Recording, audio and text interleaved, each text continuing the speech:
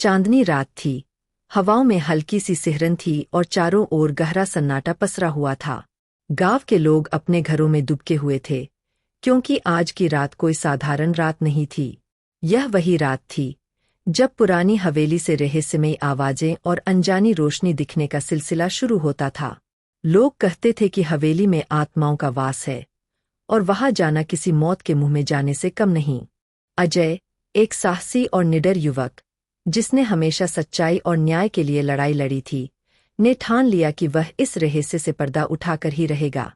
उसकी मां ने उसे सावधान रहने की सलाह दी और उसके दोस्तों ने उसे वहां न जाने के लिए समझाया, लेकिन अजय के मन में सच्चाई जानने की तीव्र इच्छा थी। उसने अपने दोस्तों को अलविदा कहा और हवेली की ओर चल पड़ा। हवेली का फाटक भारी था और जंग लगा हुआ था, जिसे उसे खोलने में काफी मशक्कत करनी पड़ी। जब उसने फाटक को धक्का दिया तो जंग की चरमराहट ने रात के सन्नाटे को और भी डरावना बना दिया। फाटक के अंदर प्रवेश करते ही अजय ने देखा कि हवेली की दीवारें धूल और जालों से ढकी हुई थीं। पुरानी फर्श चरमरा रही थी, जैसे कई सालों से किसी ने यहाँ कदम न रखा हो। उसकी नजरें चारों ओर घूम रही थीं। हर कोने में अजीब सी रहस्यमयी छायाएं दिखाई दे रही थीं। हवेली के अंदर कदम रखते ही एक ठंडी हवा का झोंका आया, जिसने अजय को कांपने पर मजबूर कर दिया। उसने अपनी टॉर्च निकाली और धीरे धीरे आगे बढ़ने लगा। अचानक उसे सीढ़ियों पर किसी के चलने की आवाज सुनाई दी। उसकी दिल की धड़कन तेज हो गई, पर उसने हिम्मत नहीं हारी। सीढ़ियां चढ़ते हुए उसने महसूस किया कि हर कदम के साथ हवा और भी ठंडी होती जा रही है। उसकी टॉर्च की रोशनी सीढ़ियों पर पड़ते ही उसने देखा कि सीढ़ियां पुरानी और टूटी फूटी थीं, जिन पर वर्षों की धूल जमी हुई थी। सीढ़ियों के ऊपर पहुंचते ही उसे एक बंद दरवाजा दिखाई दिया, जिसके नीचे से हल्की रोशनी आ रही थी। दरवाजे के पास पहुंचते ही उसे दरवाजे पर कुछ अजीब निशान दिखे, जैसे किसी ने नाखूनों से खरोंच डाली हो। अजय ने दरवाजे को धक्का दिया और वह चरमराते हुए खुल गया। दरवाजे के खुलते ही एक ठंडी लहर ने उसे घेर लिया, मानो कोई अदृश्य शक्ति उसे पीछे हटाने की कोशिश कर रही हो। अंदर का दृश्य देखकर उसकी आंखें फटी की फटी रह गईं। एक पुरानी मेज के ऊपर एक चमकता हुआ पेंडेंट रखा था, जिसके चारों ओर लाल मोमबत्तियां जल रही थीं। कमरे की दीवारों पर अजीबोगरीब चित्र बने हुए थे, जो किसी प्राचीन भाषा में कुछ कहते हुए प्रतीत हो रहे थे। चित्रों में कुछ पुराने योद्धा और रहस्यमय प्राणी दिखाई दे रहे थे। चित्रों में एक कहानी छिपी हुई थी, जैसे कि वे किसी प्राचीन युद्ध या घटना को दर्शा रहे हों। अचानक पेंडेंट चमकने लगा और कमरे का तापमान और गिर गया। अजय ने हिम्मत जुटाकर पेंडेंट को उठाया और तभी एक जोरदार आवाज आई, "कौन हो तुम?"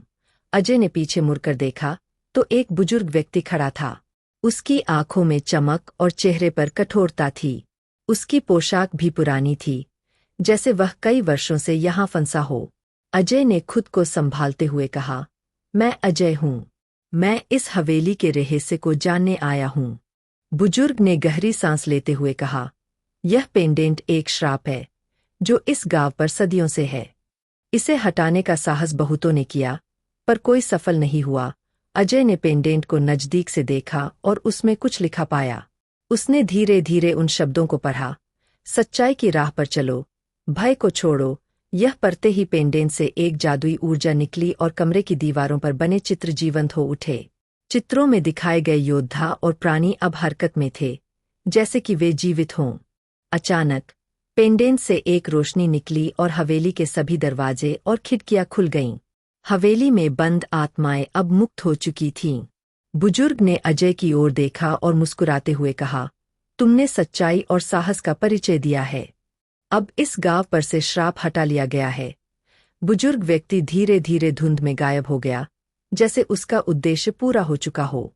उसकी विदाई के साथ ही हवेली की दीवारों पर बनी जीवन चित्र भी धीरे धीरे धुंधले होते गए और अंततः गायब हो गए। अजय ने सुकून की सांस ली और हवेली से बाहर निकला। बाहर निकलते ही उसने देखा कि गांव के लोग खुशियों में झूम रहे थे। हवा में उत्सव का माहौल था और हर चेहरे पर खुशी की चमक थी। अजय ने समझ लिया कि सच्चाई और साहस से बड़ी कोई शक्ति नहीं होती। वह गर्व से गांव की ओर बढ़ा, जहां उसका स्वागत हीरो की तरह किया गया। गांव के बड़े बुजुर्गों ने उसे आशीर्वाद दिया और बच्चों ने उसे घेर लिया, उसकी कहानी सुनने के लिए उत्सुक। अजय ने गांव वालों को बताया कि कैसे उन्होंने मिलकर इस श्राप का सामना किया और अंत में सच्चाई और साहस ने विजय पाई।